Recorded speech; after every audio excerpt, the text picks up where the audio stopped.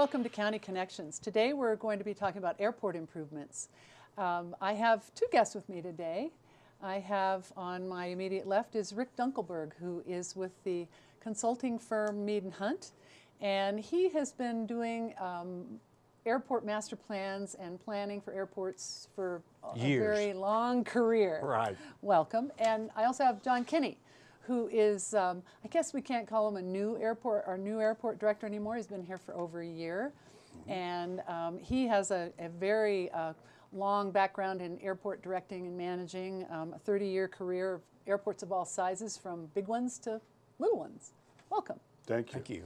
So we're here to talk about the environmental assessment that is underway right now for airport improvements. And let's just tell the folks, what is unique about our airport and why are we improving it? What do we have in an airport and what would make it better? You know, I think today's conditions are best described as robust. You have a very robust corporate aviation activity taking place. Those are the private, non-scheduled service type jets that come into the airport, especially during kind of the holiday and peak season. We also have increased scheduled service. I think last year it was 32, this year is 36 flights to some of the major hubs in this country, from Houston, Dallas, Atlanta, Chicago, San Francisco, Minneapolis, LAX. So you have very robust scheduled service coming into and out of the airport. The facility is showing its age, though. It's not always a pleasant experience for those people coming to this community, many of them for the first time and many of them from all around the world.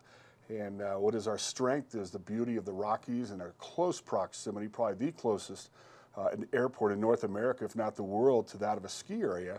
But it also creates one of our weaknesses, and that's when it's a great day skiing and the snow is coming down and the powder is building, so are the aircraft building in terms of a line in the sky trying to get into the airport.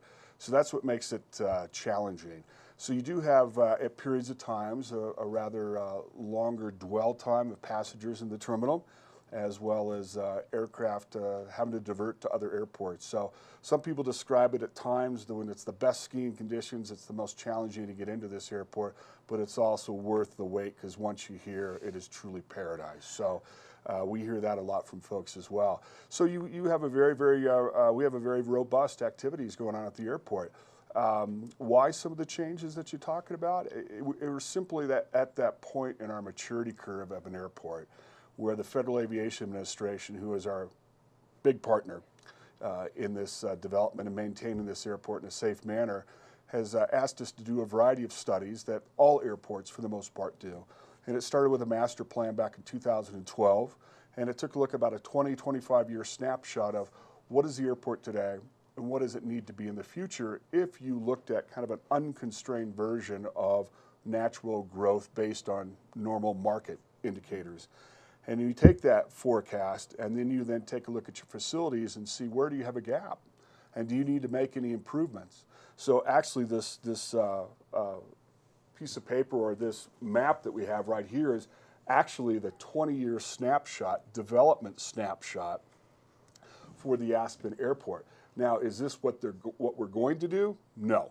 This is just simply a conceptual map that's put out there in the master plan. So you submit that to the FAA, and that allows them, for planning purposes from a financial perspective, to see what is the demand on a national basis, because all the airports are doing this. They could quantify it and then trickle the grants to those airports who have the highest priority and the need based on their growth or static factor. So this was put together as the master plan. The FAA came back to us and said, we like it, but there's a few things we don't like. We don't like the fact that this west side development, and by way of just introduction here, at the top here along the top is Highway 82. Here's where the hangars are for the corporate or for the general aviation. This is where the FBO, the majority of the jets park, and this area here is where the terminal building is. Over here is Owl Creek Road leading up to the backside of Snowmass. So they did not care for this west side development. They had some concerns with that, and they also then said one of the primary components was your regional jets are going to soon be retiring. You really need to look at what is the future aircraft coming into the airport for scheduled service, for airline service. what's that going to look like, and can you accommodate it? And for the most part, the majority of those aircraft have a little bit larger wing than the 95-foot restriction that we have in place today. And so that really required that we take a look at meeting the FAA design safety standard of that horizontal separation between the runway and the taxiway. And we're about 80 feet short. So what they would really like to have us do, and I would say it's stronger than More really, than really like. by saying you must, you shall, move that runway over 80 feet, get the full separation between the runway and taxiway based on the type of aircraft that you've been designed for the past 30 years, Group 3, which has a wingspan up to 118 feet. Today's is a negotiated but a little hybrid, Group 3 light, if you will. Our maximum wingspan right now is 95 feet, and they want us to go to the full 118. So it's really in response to the FAA's safety mandate for compliance for the future aircraft that are going to be out there, since this aircraft, the regional jet, is going to be retiring in a very short period of time. So we're getting ready to enter into an environmental assessment and getting ready to really engage the community by telling us what the scoping, what are the issues we should study, and then going through a robust community engagement to really flush out some of the issues. But it's a very functional airport, it's a safe airport, but it is busting at the seams, and it's time to modernize a few things. Now let's talk about the EA, because we are involved in an EA. We've done the master plan. Correct. We've looked 20 years down the road. We've identified the terminal as a weak spot, and we've been told by the FAA that the runway needs to be reconfigured. Now we're in the EA, and this is where Mead and Hunt comes in. Correct. And Yes. your experience. What's unique about the EA with the Aspen Airport? We like to think of ourselves as unique in every way. So what And is obviously we are here, yes. Well, first let's talk a little bit about why we're doing an EA and why it's required. The National Environmental Policy Act requires that any federally funded, permitted, or approved project needs to prepare an analysis and a study to identify the environmental impacts that could potentially occur if a project is moved forward. As John said, the FAA approved part of the airport layout plan as part of the master plan. However, that is approved contingent upon an evaluation of the environmental effects. And so that's what we are preparing now, is we're identifying the environmental impacts, positive and negative, of the proposed projects. The terminal building reevaluation and building, and the shifting of the runway. The EA looks at more than just, quote, environmental, what people think of as environmental. We look at socioeconomic, we look at financial, we look at any type of growth inducement, things of that nature, in addition to your naturally occurring natural resources type elements that we'll be looking at. This particular EA is unique in several ways. One is that we are looking at two distinct projects which could be developed independent of each other. So we are combining those two distinct projects into one giant EA, looking at those. The Board of County Commissioners, in asking us to evaluate the environmental impacts, have also decided that they want a more than robust community outreach, community involvement process. So we have a series of public workshops, public meetings, committee meetings planned throughout the process. And as John said, we are in the beginning phases of actually evaluating the environmental impacts, which means we are evaluating and holding scoping meetings to help identify those resources which the public is really interested in us evaluating. So we can really narrow our analysis down on a lot of things. Identify some of those environmental impacts, because the ones I think of are the spotted owl kind of environmental impacts. Right. But what are the other ones? Socioeconomic, the positive and the negative. Could you name some? Yeah, there's the ones that everybody talks about: noise, air quality, pollution elements, and then there are the socioeconomics. Okay, what are the positive benefits to the community of doing these improvements? What are the dwell times within the terminal building? How comfortable and efficient is the terminal building? Are we getting any more efficient roadways? Things of that nature. From an aircraft standpoint, are the aircraft in the future going to be quieter? Are they going to operate more efficiently from an air quality analysis. So those are all things we're looking at. Will there be growth induced just because of what we're doing here? Will more rooms need to be permitted in the valley? Things like that. Now, these are all questions that we do not have the answers to yet. That's correct. But we are launching into it, and we will be getting these answers over how much time will this take? It normally is going to take 12 to 18 months, but because of the community outreach programs we have, it may be closer to the 18-month time frame, because we want to solicit as much community input as we can as we go through the process. And the community has already been asked for comment so far in this process. Seems like every 2 to 3 months we're going back into the community and saying, okay, here we are, we're presenting you with some more information. We have gotten to the point in this process so far that we've actually seen concepts for a new terminal. That's correct. And the Board of County Commissioners has approved 2 concepts, which will be the ones that are studied going forward. Yes, and that's another unique aspect of this particular environmental assessment, is that normally we only look at the footprint of a terminal building. However, the Board of County Commissioners was very concerned about how the public would perceive the new terminal building, and they've asked us to develop certain concepts for the terminal building as we started this process. And you're absolutely correct. We've been through a several-month time frame where we have evaluated the different concepts. The Board of County Commissioners has now directed us to carry 2 of those concepts through the evaluation process. And so that is very unique for any type of environmental assessment.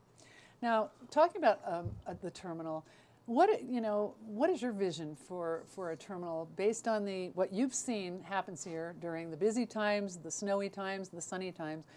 What is your vision for what would be a great terminal facility here? You know, Pat, before I answer that, let me go back to the previous question that you asked. Ryk gave a great list, and he also talked about the community involvement. And one of the things that we heard out there specifically towards from the community was, please study the traffic component. How much more vehicular traffic is going to be added to Highway 82? What is the rental car component going to do? And how can we have multimodal and busing, which the BOCC, Board of County Commissioners, is also interested in having a study. So there'll be an option of taking a look at a multimodal busing operation as well. So just some pretty unique aspects to this environmental assessment.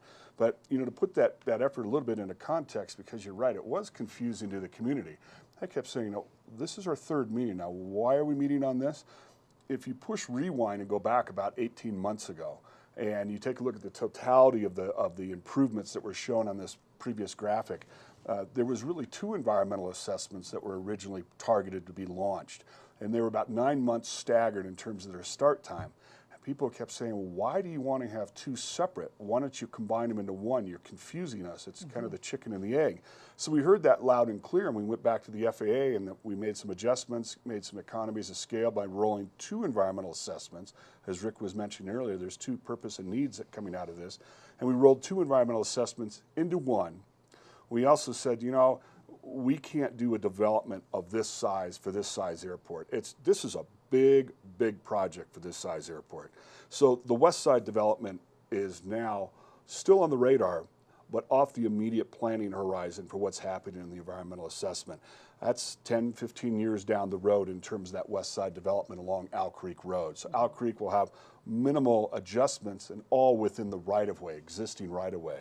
So now we've really focused on one environmental assessment, 2 aspects: terminal building and the associated egress, ingress, circulation, parking elements for the traffic, and that of the runway, moving the runway over.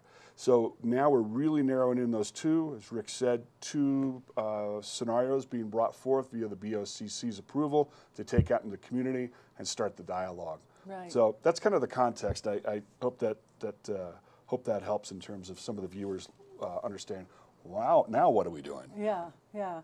But in terms of the vision of the terminal building, you know, first and foremost, it needs to be safe. It needs to be efficient. It needs to take into account the passenger experience. Airports compete, and there's a lot of people who travel all around the world and all around throughout this nation, and their sampling is very robust. And they come back to Aspen and are like, well, why don't we have enough plugs? Why don't we have this? Why don't we have better choices for food or for retail or for the ability to hold a meeting. I mean, there's just a variety of creature comforts, if you will, that people are very used to, that the rest of the nation may be getting ahead of us. And that's true for every airport becomes outdated. But that's something that we're really looking at for this terminal building. And people are saying, well, why don't you just modify the existing terminal building? It would actually cost more to do a retrofit, a remodel of the existing terminal building to bring it up to a variety of today's standards and codes for a variety of federal compliance issues. So starting from scratch is a much better approach. And if you really had an opportunity, and we want to create this for the community, bring them behind the scenes, take them into the kitchen of their favorite restaurant, and show them some of the pains and struggles that our tenants and our stakeholders who pay tremendous amounts of rent to us, they really have some really challenging operating conditions. There's one, our largest carrier, for 175 people share one slop sink that you would use probably in a mud room into your house. And whether they're emptying the lavatories and coming in to wash their hands or doing their dishes or preparing their food, that's the sink.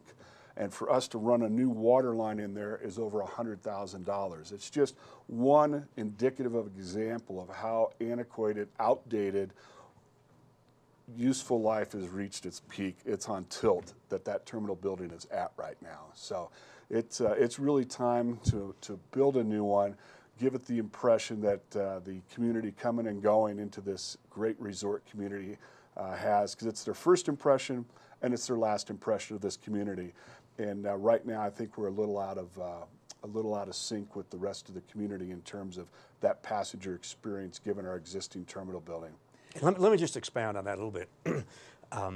The environmental assessment that and the public has asked us numerous times, where does the terminal building fit in the environmental assessment and when's it going to be constructed? The EA will look at the footprint and the land area that the terminal and associated parking and roadways, which John talked about, will cover and what the impact of those will be. Subsequent to the approval of the environmental assessment by the Federal Aviation Administration, then the actual design of the terminal building will start. And when we actually get down to designing the terminal building, there'll be numerous opportunities for the public to again have input and express what they'd like to see in the terminal building. And as John said, that's where we'll really look at all these more finite details on how the terminal will be developed, what it'll hold, how much space it'll be, what the materials will be, but that's the next study down the road. And that's 18 months down the road. Yes. Right. Now what about the runway? Why do we have to move the runway? Why? To meet the FAA federal safety design standards for airports. You know, you can take an airport like LAX, and it was originally designed around the DC-6, a 4-engine prop aircraft. And they have had to spend hundreds of billions of dollars, obviously a much different scale, but the theme is that the FAA is going back to those airports and saying you need to do any developments, need to bring up to speed to today's safety standards, the airfield geometry of separation between runways and taxiways, the distance that buildings are set back from where the aircraft land on the runways, to the width of the runways, to the width of the taxiways, to the width of the taxiway connectors. They want uniform geometry out there, and that ensures the highest degree of safety for the flying public.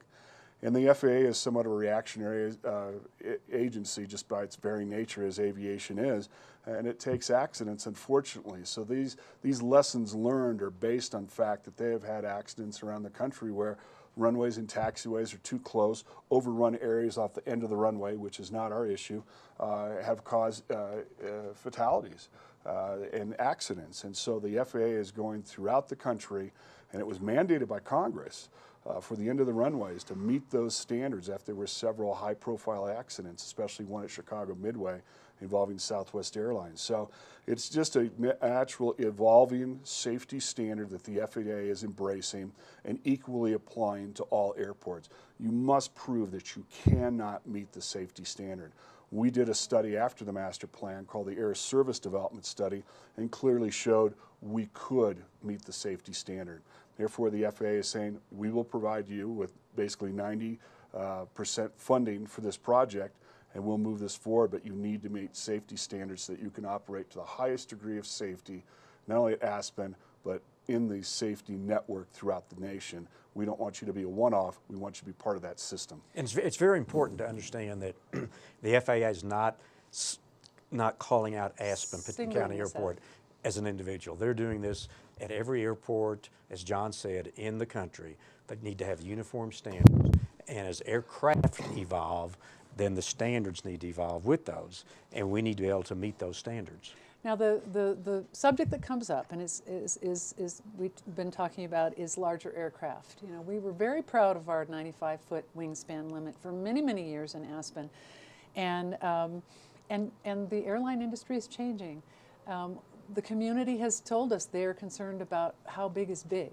Mm-hmm. What are we talking about in terms of once the wingspan goes to 118 feet, what kind of aircraft does that include? You're exactly right. It was the #1 question during our coffee chats. You and I attended almost all of them together, right around 12 in the community since being here, and that clearly was the concern that the folks had. The simple fact of the matter is we don't know if this means larger aircraft in terms of the 737 type Airbus, A319, A320 type aircraft. We don't know. Is the short answer. We're going to study that through the environmental assessment and really go into that and study whether it can operate from a performance standpoint. Again, our strength is where we are, our altitude, our beauty, close proximity to the Rockies. It's also our weakness.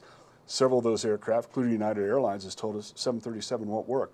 The area is too tight to make a turn. The criteria is you're coming in final approach, you're fully loaded for landing, and you lose an engine. Do you have the ability to safely full power and go around on one engine and come back around and land? Do you have the ability to do that? And they said it doesn't meet our safety standards, so no, 737 right now would not work. But we're also asking a variety of carriers to tell us what your existing fleet is and what your future fleet's going to be, and to study that and give us some feedback. So we've put that to the forefront of the study, since that is really the burning question in the community's mind. So short answer, we don't know. A longer answer, will it fit? Yes, a full Group 3 design per the FAA, 118 feet. Wingspan of a 737 or Airbus is 117 or less. So will it geometrically fit? Yes. Can it operate out of here? We don't know. That's what the environmental assessment process is. Yeah, those are two distinct questions. Will we know in 18 months? We will know to the greatest extent the airlines will be able to tell us. Right. And again, that could change in the future. So we'll have as definitive an answer as we could have at that point. Now, we've got a couple more minutes to go, and I just want to kind of wrap this up. I'm sorry, yes? just one last component. What are the majority of the regional jets wingspan larger than 95 feet? Yes, they are. So yes, it'll mean larger aircraft in terms of a wingspan, and then the 737, we already gave you that answer. And one final point of that, you were saying people are very proud of that 95-foot wingspan limitation, and they should be. That's the third one. Prior to that, it was less than that. Prior to that was less than that. And it was modified 3 times over time because the aircraft fleet was changing. This is simply the fourth and continuing chapter of, but it is the max. This is the end of this, is the final chapter. 118 is the maximum design for this airport. So just to bring it on home here, a new terminal and a new runway aren't going to solve every challenge that we face at the airport, but it certainly could make it more comfortable and continue to make it as safe an airport as possible, efficient, and operate smoothly. The public is going to have a lot of opportunity to comment, not only in this EA part of this process, but also once we get into the design phase, because that's when it's really going to get fun. That's correct. It's going to get fun, and we're going to love it. We have so many more things we could talk about, and we will talk about in future programs about some of the challenges we face and some of the things we're looking forward to in a new terminal. But right now, we just want to make sure that the public understands that this EA is going on. There are opportunities every couple of months, in person and online. We have online places to engage. We've had really good public We've had response. excellent, exactly. And we're watching this carefully, and it's going to be exciting. It's an exciting time for the Aspen Pitkin County Airport. Thank you so And much. we're excited to be part of it. Yeah, thanks for explaining it to us, and we'll be back with more information about this. This isn't the last time we'll be talking about it. Thanks, Pat. Thanks a lot. Thanks. I appreciate it.